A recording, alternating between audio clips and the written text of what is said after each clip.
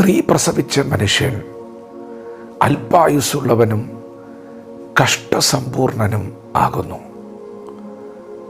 അവൻ പൂ പോലെ വിടർന്ന് പൊഴിഞ്ഞു പോകുന്നു. നിലനിൽക്കാതെ നിഴൽ പോലെ ഓടിപ്പോകുന്നു.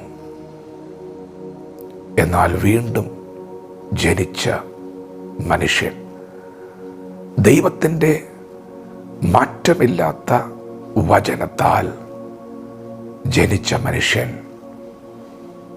എന്നേക്കും നിലനിൽക്കുന്നു. ദൈവത്തിൻ്റെ മാറ്റമില്ലാത്ത വചനം ശ്രദ്ധിക്കുന്ന പ്രിയപ്പെട്ടവരെ, ഈ ഭൂമിയിൽ ജനിച്ച മനുഷ്യൻ അല്പായുസ്സുള്ളവനും കഷ്ടസമ്പൂർണനുമാണ്. അവനെ ഒരു നാൾ മരണം കീഴടക്കും. ഒരു പൂ വിടർന്ന് പൊഴിഞ്ഞു പോകുന്നത് പോലെ അവൻ പൊഴിഞ്ഞു പോകും. നിഴൽ ഓടിപ്പോകുന്നത് പോലെ അവൻ്റെ ജീവിതം ഓടിപ്പോകും. എന്നാൽ അങ്ങനെ ഈ ഭൂമിയിൽ ഒരു മനുഷ്യൻ്റെ ആയുസ് ക്ഷണികമാണെന്ന് പറഞ്ഞ് ഇതെന്തൊരു കഷ്ടതയാണ് എന്ന് പറഞ്ഞ് അവസാനിപ്പിക്കുകയല്ല വിശുദ്ധ വേദപുസ്തകം. യേശുക്രിസ്തുവിൽ വിശ്വസിക്കുന്നവരോട് പരിശുദ്ധാത്മാവ് പറയുന്നു, നിങ്ങൾ വിശ്വസിച്ചത് ജീവനുള്ള ദൈവത്തിൻ്റെ വചനത്തെയാണ്. നിങ്ങൾ വിശ്വസിച്ചത് ഉയരത്തിൽ നിന്ന് ഇറങ്ങി വന്ന ദൈവപുത്രനായി യേശുക്രിസ്തുവിനെയാണ്. നിങ്ങൾ സ്വീകരിച്ച വചനം അത് കെടുന്ന ബീജമല്ല, അത് കെടാത്തതും ജീവനുള്ളതും നിലനിൽക്കുന്നതുമായ ദൈവവചനമാണ്. ദൈവവചനത്തിൽ വിശ്വസിക്കുന്നവർ, യേശുക്രിസ്തുവിൽ വിശ്വസിക്കുന്നവർ നിത്യതയ്ക്ക് വേണ്ടി സ്വർഗത്തിലേക്ക് ജനിക്കുകയാണ്. ഒരിക്കൽ ഈ ഭൂമിയിൽ ജനിച്ചവൻ മരണത്തിന് മുമ്പിൽ മുട്ടുകുത്തും. അവൻ്റെ ജീവിതം അല്പായുസ്സും കഷ്ടസമ്പൂർണതയും നിറഞ്ഞതാണ്. എന്നാൽ വീണ്ടും ജനിച്ചവൻ നിത്യതയ്ക്ക് വേണ്ടി ജനിച്ചതാണ്. അവനെ വീണ്ടും ജനിപ്പിച്ചത് യേശുക്രിസ്തുവാണ്. യേശുക്രിസ്തു മരണത്തിൻ്റെ മുമ്പിൽ തോറ്റു മടങ്ങിയവനല്ല.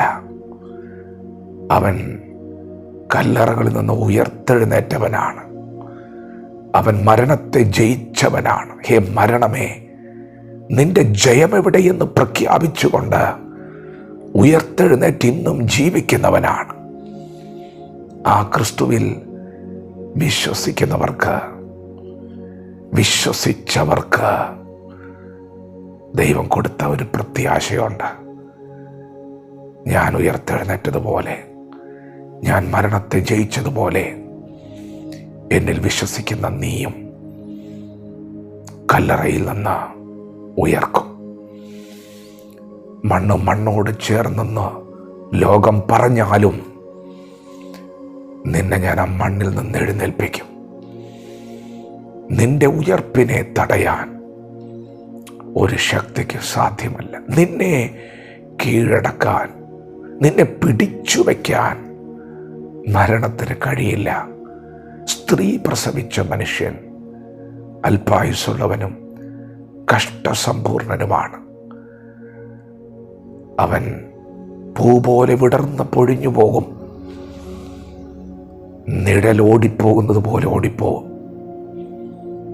എന്നാൽ യേശുക്രിസ്തുവിൽ വിശ്വസിച്ച വീണ്ടും ജനിച്ച ദൈവപൈതലേ,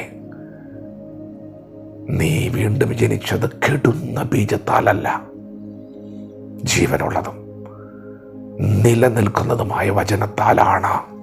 അങ്ങനെയെങ്കിൽ നീ ഒരു നാളും നശിച്ചു പോകത്തില്ല. വീണ്ടും ജനിച്ചവൻ എന്നേക്കും നിലനിൽക്കും. ഇത് സന്തോഷത്തിൻ്റെ ഉല്ലാസഘോഷത്തിൻ്റെ വചനം. ഇത് രക്ഷയുടെ മഹാസന്തോഷം. ഈ സന്തോഷത്തെ കെടുത്തുവാൻ മരണത്തിനോ കല്ലറയ്ക്കോ സാധ്യമല്ല. കാഹളം ധ്വനിക്കുമ്പോൾ മരണത്തിന് പോലും നിന്നെ പിടിച്ചു വയ്ക്കാൻ കഴിയുകയില്ല. വിശ്വസിക്കുക മാത്രം ചെയ്യുക. ഇത് യേശുവിൻ്റെ വാക്കാണ്. ദൈവം നമ്മെ ഓരോരുത്തരെയും ഈ പകൽ അനുഗ്രഹിക്കുമാറാകട്ടെ. ആമേൻ.